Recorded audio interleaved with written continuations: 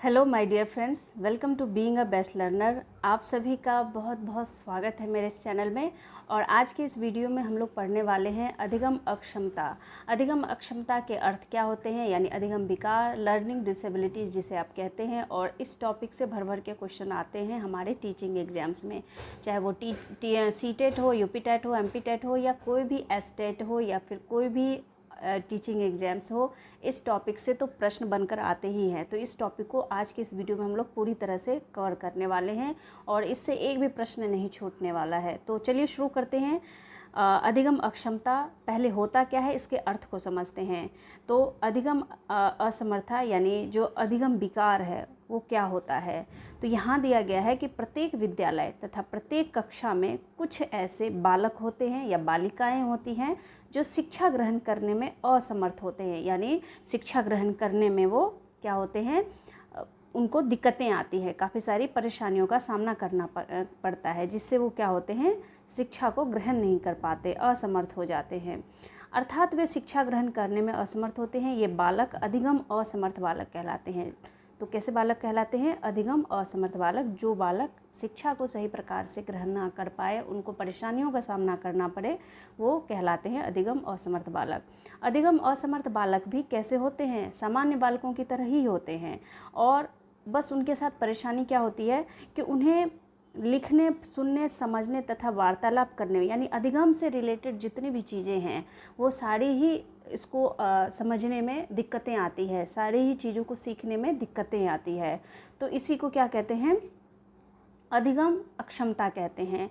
तो यह असमर्थता उनकी शैक्षिक उन्नति में बाधक होते हैं। तो शैक्षिक उन्नति में, शैक्षिक जो उनकी शिक्षा है उनमें ये बाधा का काम करती है अधिगम अक्षमताएं। अब इसके प्रकार कौन कौन से होते हैं और इसके लक्षण कौन कौन से होते हैं उसमें भी हम लोग देखेंगे। तो सबसे पहले जो यहाँ पर अधिगम अक्षमता के जो प्रकार हैं उसमें अफेजिया। अफेजिया जो होता है वो भाषा संबंधी कठिनाई होता है, यानी संप्रेषण, वार्तालाप से संबंधित जो परेशानी होती है उसे अफेजिया कहा जाता है। यानी कम्युनिकेट नहीं कर पाते बच्चे, अपनी बातों को सही ढंग से बता नहीं पाते हैं। तो इस ये जो आता है वो अफेजिया के अंतर्गत आता है। उसके बाद है डिसलेक्सिया। डिसलेक्सिया में जो है पठन संबंधित, यानी कोई भी चीज़ को पढ़ने में, बुक को पढ़ने में, किसी चीज़ को पढ़ने में उसको कठिनाई का सामना करना पड़ता है, पढ़ नहीं पाता है, काफ़ी सारी दिक्कतें आती है। तो इस तरह के जो विकार होते हैं या यूँ कहें जो डिसेबिलिटीज़ होती है वो डिसलेक्सिया के अंतर्गत आती है। इसके बाद जो लेखन संबंधी विकार है, जो लिखने से संबंधित विकार है, वो आपके डिस्ग्राफिया के अंतर्गत आता है। बच्चा सही से कोई शब्द को ढंग से नहीं लिख पाता, जैसे सौ को वॉज लिखेगा, इस तरह से जो है यहाँ पर लिखने से संबंधित उसको दिक्कतें आती है। डिसकैलकुलिया, कैलकुलिया से आप समझते ही हैं कि क्या है, कैलकुलेशन से रिलेटेड है। तो गणित संबंधी जो कठिनाई है वो उसको उसमें देखने को मिलता है। वो गणित से संबंधित कठिनाइयों का सामना करता है, गणित की गणनाओं में दिक्कतें आती है, सॉल्यूशन करने में, सवालों को हल करने में काफ़ी सारी परेशानियों का सामना करना पड़ता है।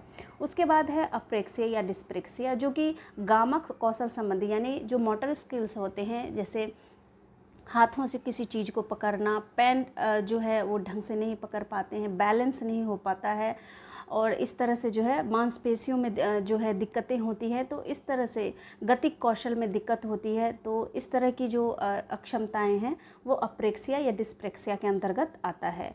उसके बाद डिस्थीमिया क्या होता है कि बच्चा तनाव वाली स्थिति में आ जाता है, मतलब हर छोटी छोटी चीज़ों पर क्या होता है, उसको तनाव उत्पन्न होने लगता है, तनाव जैसी स्थिति में बहुत जल्दी आ जाता है।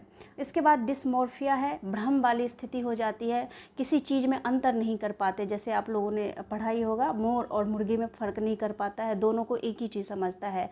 इसके अलावा जो और चीज़ें होती हैं वो भ्रम की स्थिति ये भी होती है कि वो अपने आप के लिए भी हीन भावना उत्पन्न कर लेता है, चाहे अपने लुक्स को लेकर, चाहे अपने फिगर्स को लेकर, कि इन सब चीज़ों को लेकर के भी उसके अंदर हीन भावना डिस्मोर्फिया के अंतर्गत आ जाता है। तो इसको अब हम लोग डिटेल में समझेंगे। देखिए, इस टॉपिक में आपका ये जो टॉपिक है बिल्कुल अच्छे से समझ आ जाएगा। और कोई भी प्रश्न छूटने वाला नहीं है आज के इस वीडियो को देखने के बाद, तो वीडियो पूरा देखिएगा। अफेजिया के अंतर्गत क्या होता है कि यह अधिगम अक्षमता भाषा एवं संप्रेषण से संबंधी होता है। इस अधिगम अक्षमता से पीड़ित बालक मौखिक रूप से सीखने एवं विचारों को अभिव्यक्त करने में कठिनाई का अनुभव करता है। अपने विचारों को सही ढंग से जो है व्यक्त नहीं कर पाता है और मौखिक से संबंधित किसी भी चीज़ को बोलने से संबंधित इसको दिक्कतें आती है। जैसे यहाँ पर देखिए बच्चा, यहाँ पर तो बहुत छोटा बच्चा है, तो हो सकता है जो बच्चे हैं वो अपने मम्मी पापा से या किसी से भी कोई बात कहना चाह रहे हों और वो बोल नहीं पा रहे हों, तो इस तरह के बच्चे जो है अफेजिया जैसे प्रॉब्लम का शिकार होते हैं। इसके बाद जो इसके लक्षण होते हैं उस पर भी एक नज़र डाल लेते हैं कि सही उच्चारण के साथ मौखिक संवाद ना कर पाना, मतलब उच्चारण भी इनका सही नहीं होता है, उच्चारण भी सही से नहीं कर पाते। इसी वजह से ये अपनी बातों को सही ढंग से बता नहीं पाते हैं, अटक अटक कर शब्दों का उच्चारण करते हैं। अपने विचारों को बोल ना पाना भाषा संप्रेषण में कमी देखने को मिलता है इसके अंतर्गत। अब पढ़ते हैं डिसलेक्सिया। अब डिसलेक्सिया जो है एक महत्वपूर्ण, कह सकते हैं कि बहुत ही महत्वपूर्ण, यहाँ पर ये इससे प्रश्न बनकर बहुत ही ज़्यादा आता है डिसलेक्सिया से के अंतर्गत, और यह अधिगम अक्षमता पठन विकार से संबंधित है। बच्चा पढ़ने में काफ़ी सारी दिक्कतों का सामना करता है, इसको पढ़ने में बहुत ज़्यादा परेशानियों का सामना करना पड़ता है। इसमें बच्चों को लिखने पढ़ने, शब्दों को पहचानने, समझने, याद करने, अक्षरों को क्रम में पढ़ने जैसी कठिनाइयों का सामना करना पड़ता है। तो डिसलेक्सिया जो है वो पठन संबंधित विकार है। इससे हम लोग थोड़ा सा क्या करते हैं, लक्षण को भी समझ लेते हैं। शब्दकोश की कमी होती है, यानी शब्द भंडार बहुत कम होता है। शुद्ध उच्चारण नहीं कर पाते हैं, शब्दों को पहचानने में गलतियां करते हैं, शब्दों की क्रम व्यवस्था में उसको किस तरह से लिखा जाता है वो नहीं समझ पाते हैं। इधर उधर करके पढ़ना और लिखना, मतलब चीज़ों को बैलेंस नहीं कर पाते हैं, चीज़ों को एक सही क्रम में सीक्वेंस में नहीं रख पाते हैं। तो इस तरह के जो है लक्षण होते हैं इसके अंतर्गत। उसके बाद वाक्य होते हैं उनके भावों को ये नहीं समझ पाते हैं, उनका अर्थ क्या है ये नहीं समझ पाते हैं। पढ़ते समय शब्दों को छोड़कर पढ़ना, पढ़ते समय बहुत सारी जो शब्द होते हैं उसको स्किप कर देते हैं, आगे बढ़ जाते हैं। इस तरह से जो है पढ़ते समय जो है चीज़ों को छोड़ देते हैं। पढ़ते समय एकाग्रता में कमी आती है, यानी कंसंट्रेट नहीं रख पाते हैं किसी भी चीज़ पर ज़्यादा समय तक। इसके साथ जो नेक्स्ट है वो है डिस्ग्राफिया। डिस्ग्राफिया जो है वो ग्राफ से आप याद रख सकते हैं कि लेखन से संबंधित विकार होता है, जो लिखने में जो हमें परेशानी होती है। ग्राफ में हम लिखते ही हैं ना, तो इस तरह से हम आप ट्रिक से याद रख सकते हैं। बाकी पढ़ने से सब चीज़ें होती है, ट्रिक ज़्यादा काम नहीं आती है। तो डिस्ग्राफिया लेखन संबंधित जो है अशक्ता है, यानी कि लिखने से संबंधित जो अशक्ता है, जो विकार है वो है, और इससे ग्रसित बालक जो है वो ठीक से लिख नहीं पाता, अर्थात उसकी लिखावट जो है वो ठीक प्रकार से नहीं बन पाती है। अब डिस्ग्राफिया में देखिए कैसे बच्चे ने, जैसे यहाँ पर इसको एक टीचर ने क्या सेंटेंस दिया कि the all was a word, और यहाँ पर बच्चे ने क्या लिखा, देखिए द को लिख दिया टे ऑल, और यहाँ पे वॉज को क्या लिख दिया, सॉ लिख दिया। तो इस तरह की गलतियाँ करते हैं बच्चे जो डिस्ग्राफिया से पीड़ित होते हैं। इसमें डिस्ग्राफिया से जो संबंधित आप लक्षण देख सकते हैं कि बालक के द्वारा लिखे गए लेख में अशुद्ध वर्तनी का होना। देखिए जो लक्षण यहाँ पे बताए जा रहे हैं ना, उससे प्रश्न बनकर आते हैं, इसीलिए मैंने यहाँ पर इसको जो है शामिल किया है।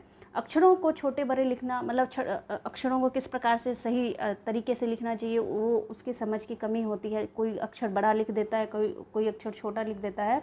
तो इस तरह से जो है अक्षरों के छोटे बड़े लिखने का इसमें जो है इसके अंतर्गत आते होती है।